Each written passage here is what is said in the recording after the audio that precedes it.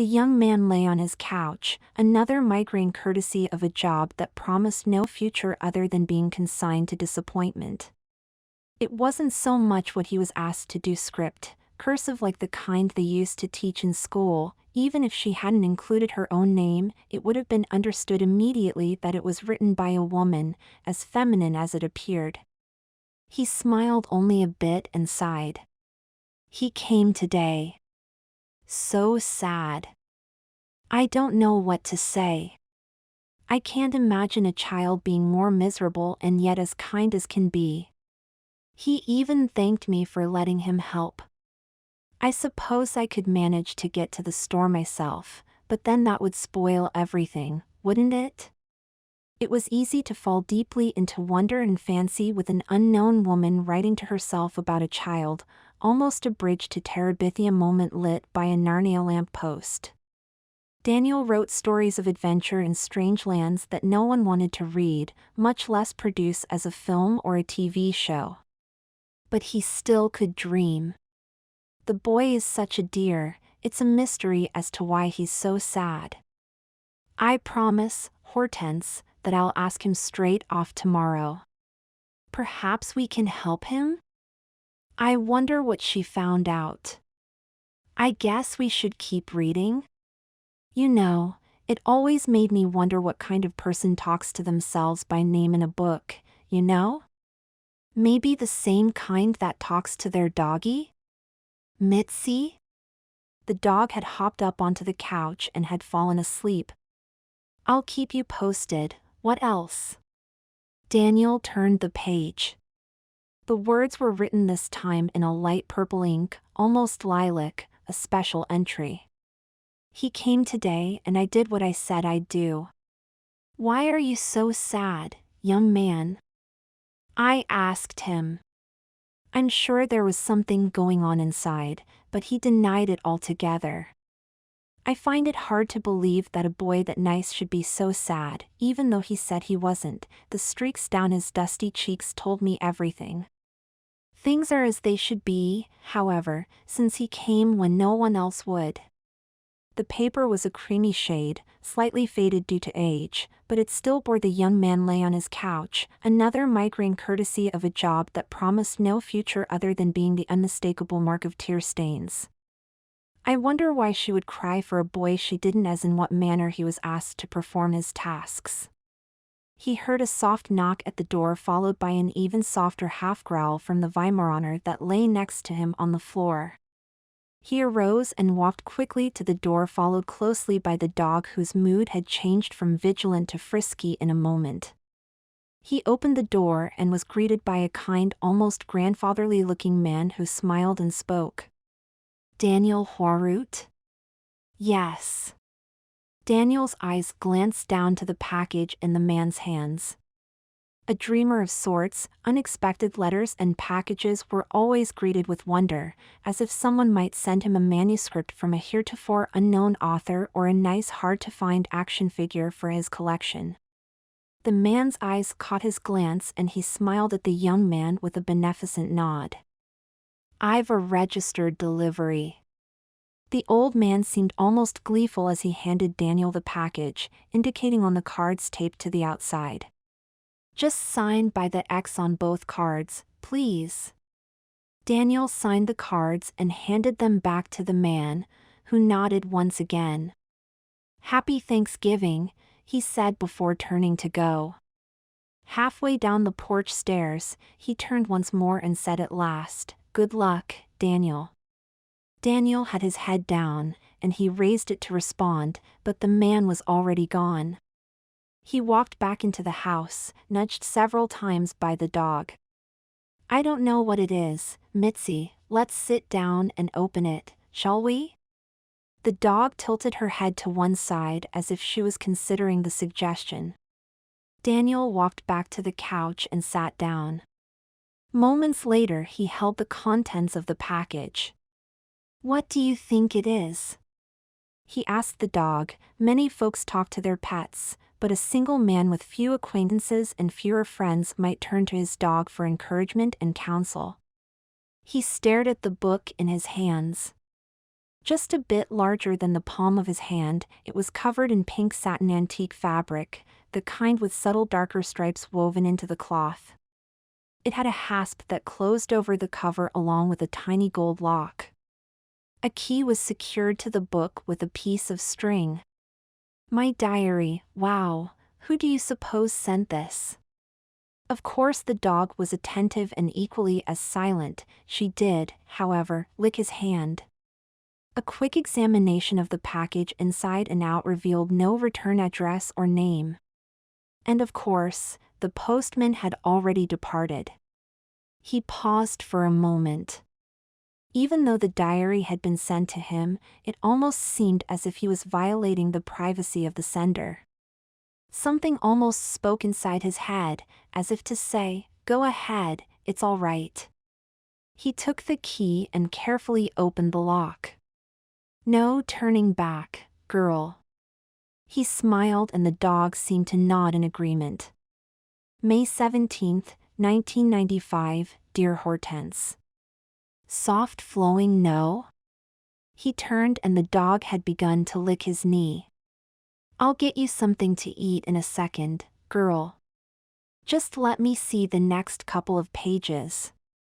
He said to her, and she laid her head on his knee and lulled into a restful doggy nap. Page after page of poor boy and oh, what a dear child. Minutes turned into an hour until he got to an entry that was jarring. July 18th, 1995. Dear Hortense. Same beautiful cursive, so lovingly crafted, but the beauty lay not in the expression, but the heart that the words expressed. He's finally admitted he's sad. Week after week of kind attention to these old bones, somebody that looked past the dusty hallway and the dark doors. Someone who cared enough to help me, dear heart. How special a child who would care for someone whom every other soul in town considered unlovable, someone who wasn't acceptable. And there he was today. I asked him and he finally answered. The words promised a revelation, but Mitzi had woken up and was whimpering by the doorway, looking very, very anxious. Daniel laid the diary down and in a moment was out the door with the dog. You know, dear heart, that we have endured so much ignorance and scorn these past few years, but I cannot fathom how someone could hurt a child like this boy has been hurt. Daniel hadn't noticed, but he had begun to read aloud, more for the benefit of the moment than for either him or the dog. A solemnity of sorts began to permeate the moment even though the sound of his own voice was as jarring as ever. He wanted to sound authentic for the narrative, but the same old baritone came from deep inside, disappointing as always. The boy admitted to me that he feels out of place, like he doesn't belong. The words seemed to sting, almost as if Daniel could feel for the child. Imagine that, he actually told me how sorry he was for me because no one comes to visit me. The only one in how many years, dear heart? Hortense spoke to herself in much the same fashion that Daniel had resigned himself to. He actually found himself hoping that the woman had a dog as well. Barbie has found a new friend, the boy and she have taken to each other. No other person other than the postman has been kind to the dog, and I imagine she and the boy have become kindred spirits of a sort, maybe like I have with the boy as well. It's fascinating how a welcome smile and a nice bark can help a child open up. He says they hate him. It wasn't as if he knew, but Daniel almost sensed a feeling of anger from the words, even though the pretty script belied the message. If Peter had lived, we would have had children, would we not, dear one? Introspection? Grief? Who was Peter? And who, really, was Hortense other than a name on a page? Daniel felt a chill up his back, but it wasn't eerie or uncomfortable, almost like the feeling you have when you go through something that seems very familiar, but you don't recall where or when. The boy was teased, from what he said, by his family today. They hate me, he said once again. It brings me to tears to hear him say it so matter-of-fact, as if he deserved to be neglected or mistreated. And all because he's different? The lament seemed to cool and warm Daniel at the same time. A fearful, dreadful sensation came over him. The words almost demanded attention that he was too scared to give, but too rapt to ignore. He read on. I remember when I found out. You remember, don't you, dear heart? The words seemed almost foolish, since Hortense was asking herself that question, but it was really almost an inner poet speaking out what she needed to say in order to assure herself. You're a boy, Harry. And boys don't do that at all. You've been given much, Harry, don't disappoint your father. The words seemed to shout the accusation, as if the somber disdain wasn't enough to get the reader's attention. You're a wizard, young man, not a witch, no matter what you think or feel. Screaming denial, the words felt like they weren't meant from poet to reader only, but seemed to pierce Daniel's heart. When I changed, it changed everything else forever, dear heart, now didn't it? And the boy knew the same pain, the same feeling of being trapped between three worlds? Like he didn't belong to his family and he didn't belong to what they expected him to be, and he didn't belong to the world of solids and substance? Mitzi nudged Daniel's arm. A hungry dog might wait for a while, but a whole day? Daniel laid the diary down once again and went into the kitchen. Minutes later both he and Mitzi were back on the couch. He looked around and noticed it had gotten dark. It seemed to have gotten dark inside himself as well. Turning on the lamp next to the couch, he returned to the diary. Out of time and out of place and out of any welcome, he's just like we were. I should have seen it, the same sad look we had when we were his age. She continued to speak to herself as if she was two instead of one. She was two, in a way, but in a way that was coming together even as he read. A purpose seemed to emanate from her words even as the ink blurred more and more from empathetic tears. Such a sweet child. Like I was me, the first time after I changed I felt so alive. I couldn't have borne the ignorance and hatred that came my way if I had remained as I had been created. I used my strength to change for my own benefit, a violation of a foolish rule. How can we be helpful to others if we are too weak and neglected ourselves? And to be whom we were meant to be? I vowed at that moment, and you know because you were there, dear heart, that never again would I act so selfishly as to be foolishly selfless. And somehow, if I ever found out, if we ever can do something for that dear child, that we will do for him what others so carelessly insisted I shouldn't do for myself. The final words of the page were almost unreadable due to the blurred ink. Daniel paused and sighed as deep a sigh as he had ever let go. September 8, 1995, Dear Hortense. Even though nothing had changed visually in the cursive, the writing seemed to be lighter, almost gay and carefree even before Daniel had read past the salutation. Mommy wrote to me today, they know that they. An odd pause, as if she had been speaking aloud along with Daniel's narrative. It's more than all is forgiven, Hortense, my dear. It's that there was nothing to forgive in the first place. Daddy sends his regards, and asks, written by his own hand, my dear sweet child, I am so sorry, he's sorry, dear one. Centuries of pride, am I angry? No, I am as at peace as any time in my life, and I know he and Mommy are sorry. We're a family again. The word again was almost indecipherable as the ink was nearly all washed away.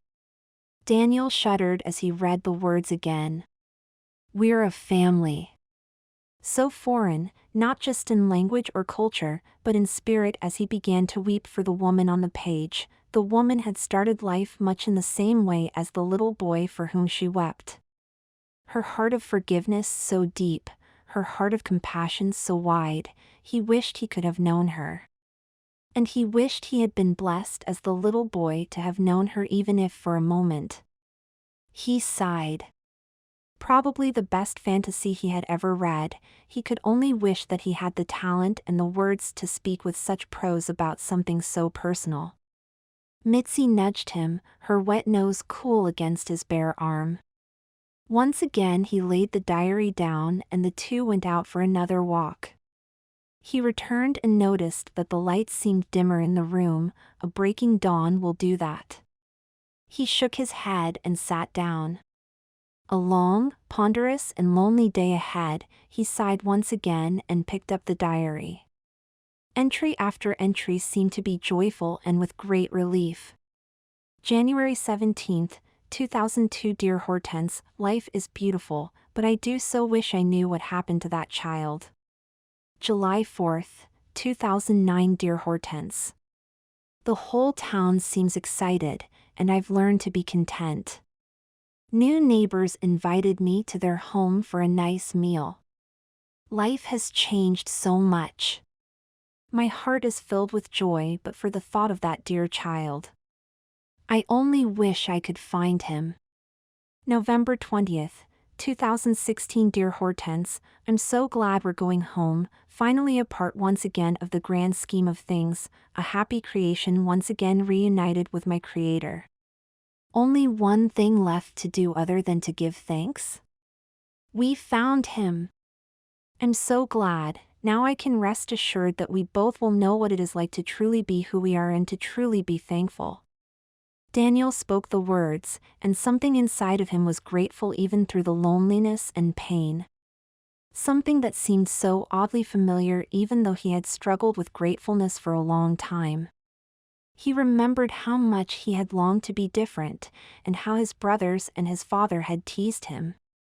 He remembered how his mother had loved him but had been helpless to protect him. The days that turned into weeks that turned into years of being something other than who he was. Mitzi interrupted his musing with an anxious bark. It's okay, girl. Really. I'm finally happy, even though I have no idea why. He winked at the dog at the silly fib. And I'm grateful, I'm alive, and at least I've got you, right? The dog barked in agreement. The moment was as magical a moment as you've ever read about anywhere. And there was nothing different other than a changed heart. Daniel looked down at himself, perhaps for the first time without hating himself, but he felt oddly hopeful. Things hadn't changed one bit other than that his heart, broken in so many pieces over so many hurts and disappointments, had begun to knit together. He got up off the couch and walked into the bedroom. The first day is always the hardest, Christy had told me the other day. I don't know how I'm going to manage it, but I'm on my way, girl, Daniel said, looking down at the dog. Mitzi appeared eagerly encouraging, as if her tail wag was a signal for approval. Daniel opened his dresser and pulled out some garments. A few minutes later he stood before the mirror on his closet door, her closet door. Daddy's going to be pissed, but I think in the end he'll come around. What do you think? Danielle Marie Horut nodded at her best friend in the world, who wagged her tail in glee. Yeah, that's what I think, too. She looked at herself in the mirror, as if in examination. Her light brown hair was pulled back, exposing a graceful jawline courtesy of her mother and a nice slender neck courtesy of Dr. Alfonso Gairaldi. Her face was almost pristine, absent of any makeup other than a bit of shadow and lip gloss. Her blouse was a simple dark green, gold strands made it almost shimmer, maybe too early for Christmas colors, but that was okay. Her jeans were loose, a fit that worked for girls her age. They tapered down into dark brown low-heeled boots more suitable for a walk after the big dinner.